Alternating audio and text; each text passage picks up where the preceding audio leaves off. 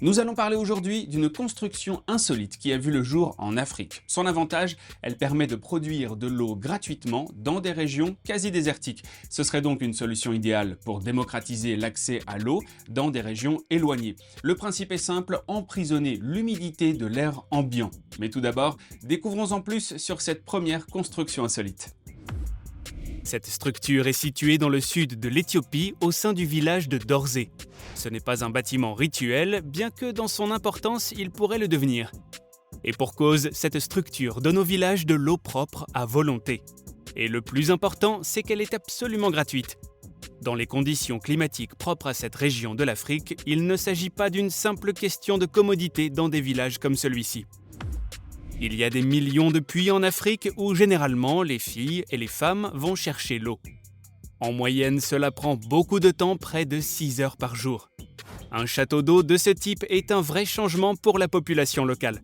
Comment fonctionne cette structure et comment change-t-elle la vie des populations africaines? Vous apprendrez tout dans cette vidéo. Selon l'UNICEF, environ 1 milliard de personnes dans le monde n'ont pas accès à l'eau potable tous les jours.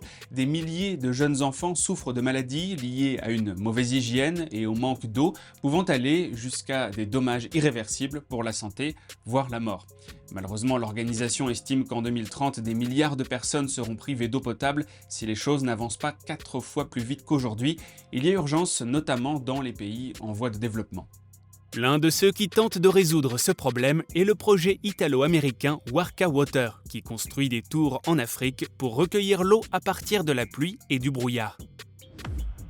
L'architecte italien Arturo Victori et son équipe ont imaginé un concept qui ressemble à celui d'une œuvre d'art contemporaine.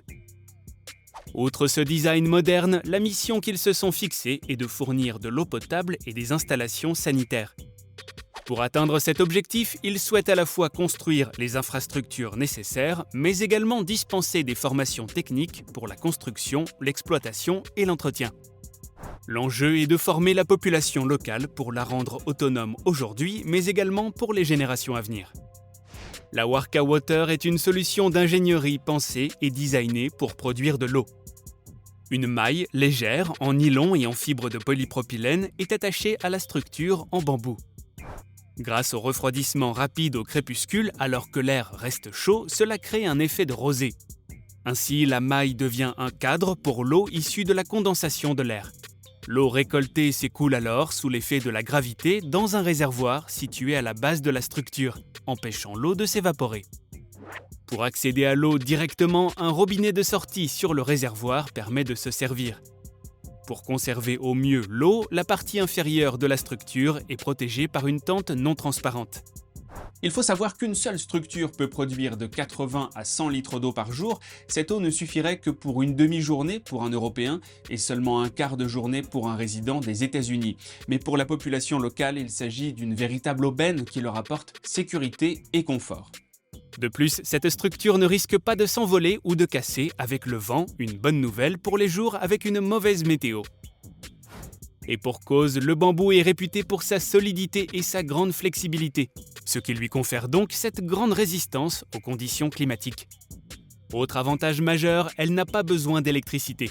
De même, l'entretien de la structure peut être effectué par les résidents locaux avec des outils manuels. En outre, c'est un projet viable en raison de son prix accessible qui permettrait de rendre ce modèle intéressant pour de nombreuses régions désertiques. En effet, la construction de cette structure coûte entre 500 et 1000 $ et ne nécessite qu'une équipe de 6 à 10 personnes pour l'assembler en une journée. Cette structure n'a qu'un seul inconvénient, de taille, elle ne génère aucun profit, c'est pourquoi le projet de production d'eau fonctionne uniquement grâce aux dons. Toutefois, le coût de cette construction varie en fonction de l'adaptation aux conditions et aux besoins du village où elle est installée. On ne l'imagine pas toujours, mais dans certains pays d'Afrique, le taux d'humidité est bien plus haut qu'en Europe. C'est donc l'idéal pour exploiter le climat naturel. De plus, les ingénieurs expérimentent constamment de nouvelles formes pour essayer de prolonger la période de formation du point de rosée. Cependant, la forme de la structure n'a pas été choisie uniquement pour des raisons d'efficacité. Dans la culture des tribus d'Afrique de l'Est, le warka est le nom d'un arbre considéré comme sacré sous lequel les membres de la communauté se rassemblent.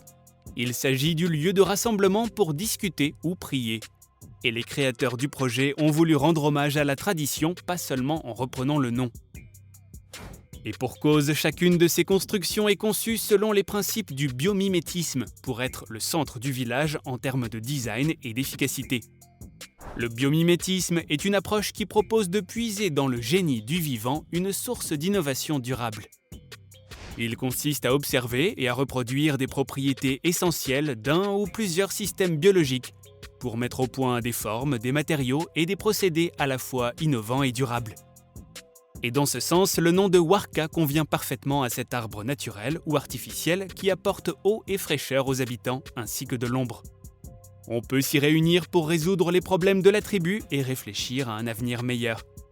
Les initiateurs de ce projet ne se sont pas arrêtés là et ont décidé d'appliquer leur concept à un village entier. C'est ainsi qu'est apparu le projet Village Warka, qui a été construit au Cameroun pour la tribu des pygmées Bagéli. Pour ce faire, ils ont bâti pas moins de 7 maisons Warka inspirées des habitations vernaculaires de la région.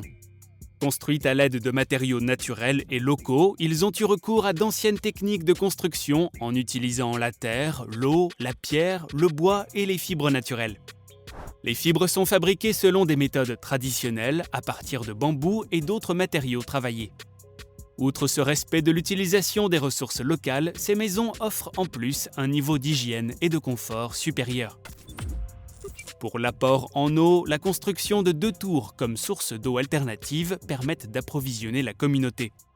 Ainsi, le village bénéficie d'eau potable pour leur consommation personnelle, mais également d'un meilleur niveau d'hygiène, et ce tout en leur faisant gagner du temps. Auparavant, il fallait aller chercher de l'eau pendant une demi-heure, au risque de tomber dans une rivière avec des crocodiles. L'assainissement à l'air libre et les questions d'hygiène restent cependant un problème important. Pour pallier une partie de ce problème, Warka Assainissement fournit des toilettes à compost qui fonctionnent sans eau ni énergie, tandis que le jardin Warka utilise les matériaux de compostage comme engrais naturels. De plus, l'eau produite pourrait être utilisée dans le système d'arrosage des plantes, fournissant le village avec de la nourriture fraîche quotidiennement.